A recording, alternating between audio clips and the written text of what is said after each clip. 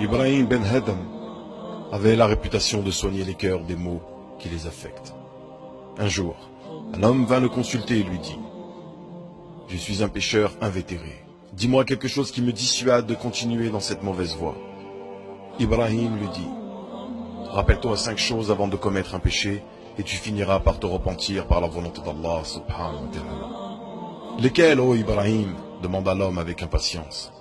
« Si tu veux désobéir à Allah subhanahu wa ta'ala, alors ne mange rien de la subsistance qu'il t'accorde. »« Comment dis-tu cela alors que toute subsistance vient d'Allah » demanda l'homme avec étonnement. Ibrahim lui dit « Si tu sais cela, alors comment oses-tu manger de sa subsistance en lui désobéissant en même temps? Tu as raison, Ibrahim. Dis-moi la deuxième.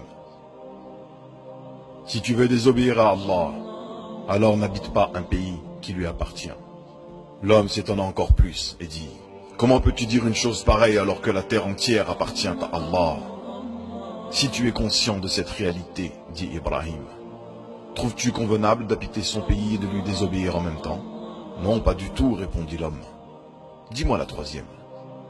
Si tu veux désobéir à Allah, alors cherche un endroit où Allah ne te voit pas et commets-y le péché. L'homme lui répondit, comment dis-tu une chose pareille alors qu'Allah connaît les secrets les plus profonds? Il entend marcher la fourmi sur la pierre lisse et la voit dans l'obscurité de la nuit. Ibrahim lui dit, tu sais tout cela et pourtant tu te permets de lui désobéir. L'homme répondit, dis-moi la quatrième. Si l'ange de la mort, Malik al-Mout alayhi salam, vient saisir ton âme, alors demande-lui de t'accorder un délai. L'homme répondit, c'est impossible puisqu'Allah a dit, وَلِكُلِّ أُمَّةٍ أَجَلٌ فَإِذَا جَاءَ أَجَلُهُمْ لَا يَسْتَأْخِرُونَ سَاعَةً وَلَا يَسْتَقْدِمُونَ. Si tu es conscient d'une telle vérité, comment espères-tu le salut alors que tu continues de lui désobéir? L'homme répondit, c'est vrai ce que tu dis. Dis-moi la cinquième.